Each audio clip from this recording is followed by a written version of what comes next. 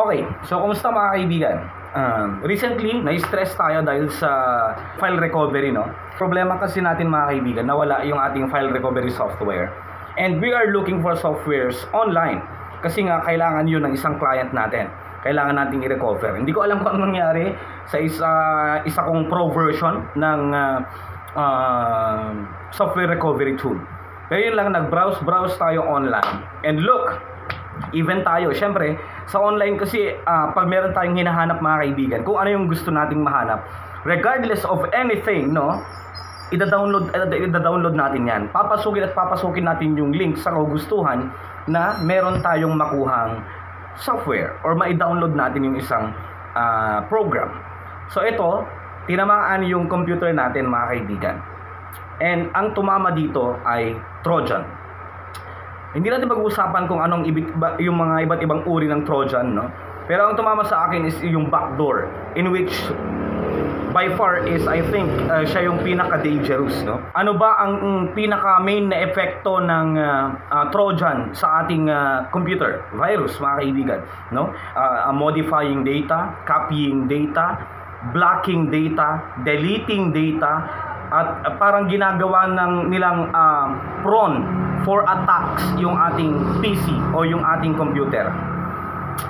So ito, wala tayong antivirus software dito na proxy or third party. Ang gamit lang natin is Windows Defender. Pero ang galing ni Windows Defender, ito na yon.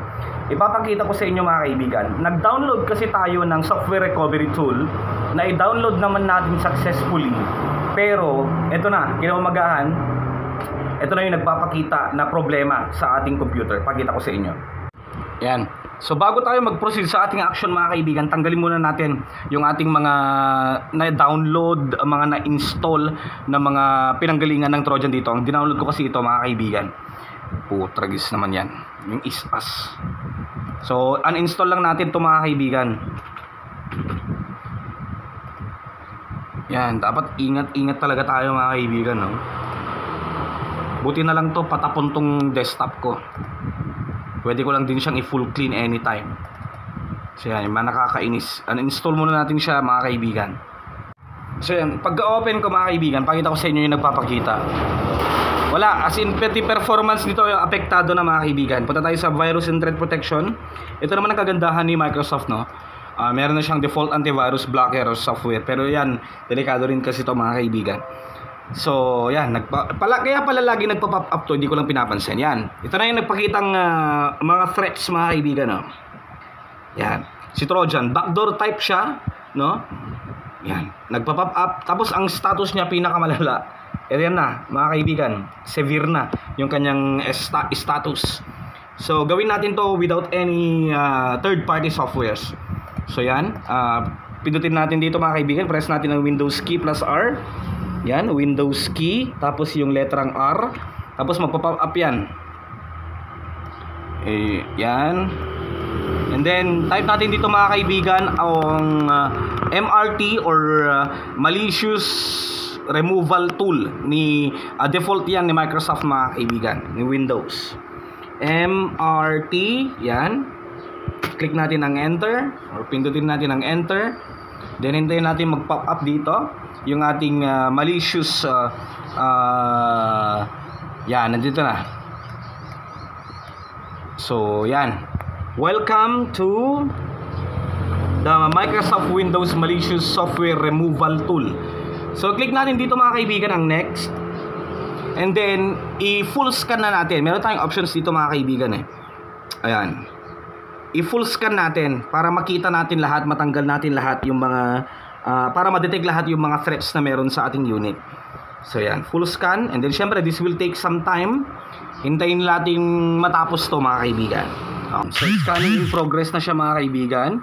This will take time, even hours to mga kaibigan. Kailangan nyo lang siyang hintayin. So yan, pinakamaganda habang ginagawa nyo to, huwag nyo muna siyang i-connect sa internet. Huwag nyo muna siyang i-connect sa internet. So hintayin lang natin na matapos to. Oh, ano pa? Ano pa? Mga kaibigan, gabi na at mag-aalas 9 na. Kaninang umaga pa to mga kaibigan. Ngayon, natapos na at natanggal rin si Trojan. Hindi ko in-expect na sobrang ganito katagal mga kaibigan. No? Umabot siya ng as in, ang tagal. Ang tagal mga kaibigan. Gabi na rin dito. Naku po. Uy, nawala yung ilaw. So yan. So, tapos na siya mag-scan mga kaibigan. Malicious software was detected and removed from your computer. To help complete removal, you should restart your computer. So, restart natin to mga kaibigan. Yan, merong option dito. Ang tagal, kailangan nyo lang tapusin kung gusto nyo matanggal. Pero syempre, ipapakita ko sa inyo for validity.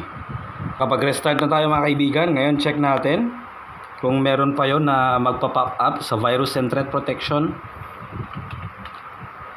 Virus and threat protection. Grabe talaga ito, di ko magagat to. Over gabi na mga kaibigan nang matapos. Oh. Ano ba yan? Kung nag-time check lang sana tayo, at least nakita natin kung ilang oras. Basta naka-open lang to ng matagal mga kaibigan. So, okay.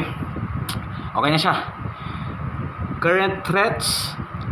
No current threats. So, that means, na-remove na yung ating problema na Trojan. Whew. So, ganun lang magtanggal mga kaibigan. Even virus, kayang-kaya nitong tanggalin. Yan, for free. And that will only need time, no? Para hanggang sa matapos siya lahat. So, okay na to. Thank you so much for watching.